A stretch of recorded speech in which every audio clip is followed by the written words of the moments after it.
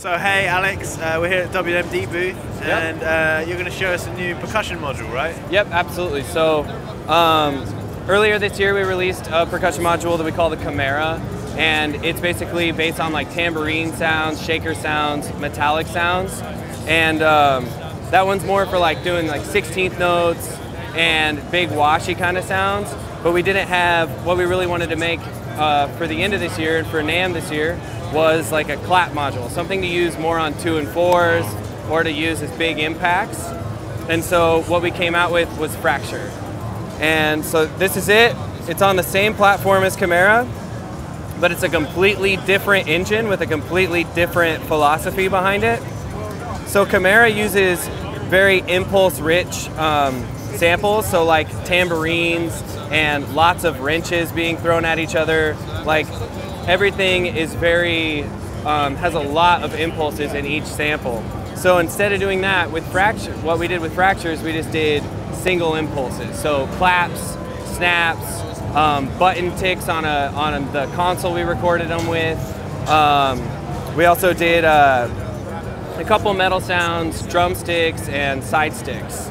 So what happens is you end up playing these single impulses. It's a group of, it plays a group of them back. And so instead of using like, instead of it just being one clap, it'll take a group of them, assign a pitch to them, and then play them back in a pseudo-random order to create like a whole new sample. And it basically sounds a lot more like a group of people. So the controls we have are density, decay, surface, which is the same as on the Chimera, but that just gives you the different starting points. Spread basically says how much pitch variation you can have. And then frequency has a couple different modes. It's a filter, filter and pitch, or an emphasis filter. And then it's also got a built-in reverb, so room and hall. So I'll show you a little bit about what it sounds like right now.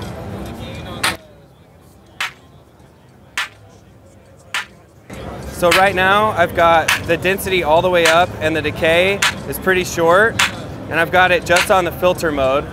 So we're kind of getting more of like a standard drum machine kind of sound. But what we can do is turn up the decay, get more of a crowd kind of sound.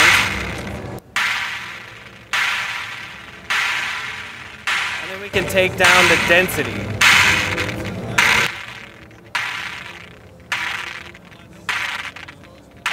Get less people in the room. So if I bring it back here, you can hear the different kinds of surfaces. That's drumsticks right there. Got some metal sounds there.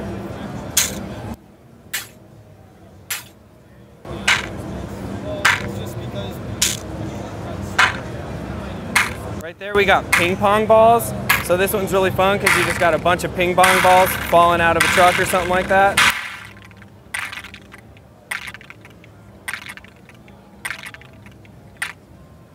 And then with the filter, you can basically get more of a clap sound. And then this is filter and pitch. And then over here is the emphasis filter, which just makes it that much more punchy. We've also got the reverb. So we've got a room on this side, and then a hall on this side. And then one of the fun things about the reverb is that the engine's always running in the background. So you can actually like do freeze reverbs after the fact. So like it hits, then you can bring the reverb up. So when you're using with CV, it just gives you another lane to sequence. So that's just like this.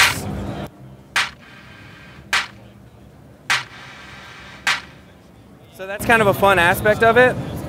One other thing that I'll show you, a couple more things I guess, is the tick input.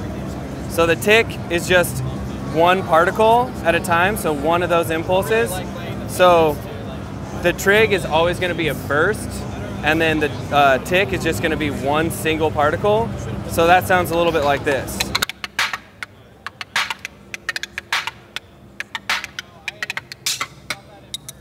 Okay, so you're triggering one single particle with a different trigger input. Okay, exactly.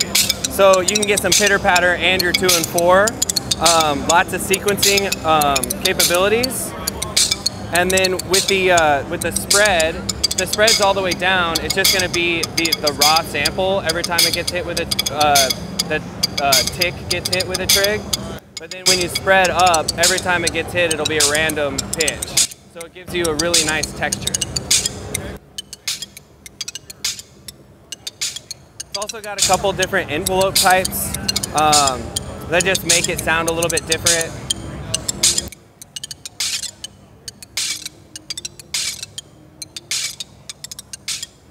So one of the envelope types is basically an envelope over the sample's velocities. So it's kind of like a VCA. The second envelope is the velocity as well as the likelihood that a sample is going to be triggered.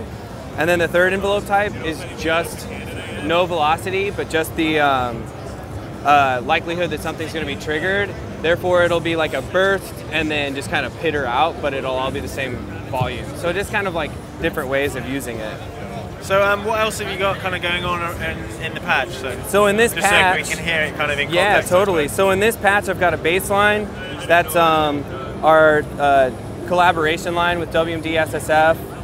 The Spectrum going in the ADSR VCA into the MMF. That's our bass line. We've just got a slow LFO on the filter. And that's being controlled by the architect here. And these two architects are being controlled by pressure points down here in the right corner. So what we're doing is pressure points is basically saying what group of notes that architect can play. So our lead is right here. And the lead is the PDO with a triple bipolar VCA combo.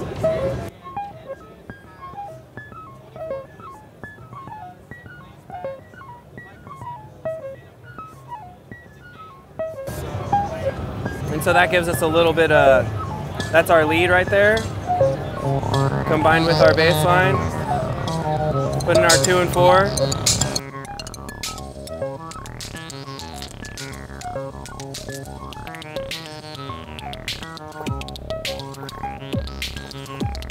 And then our kick drum is just the Noise Engineering Facilis Iteritas Alter. And that's pretty much the basis of the whole patch. I've also got the Overseer on the master bus.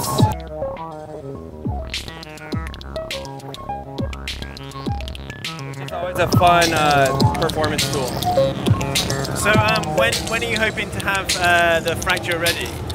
So Facture will be shipping hopefully by the end of March.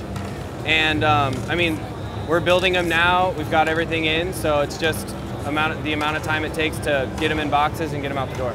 And will that be the same price as the Chimera? Yes, it will be. Okay. So it's $269. Okay. Excellent. All right. Thanks very much. Yeah, no problem. Yep. Thanks for having me.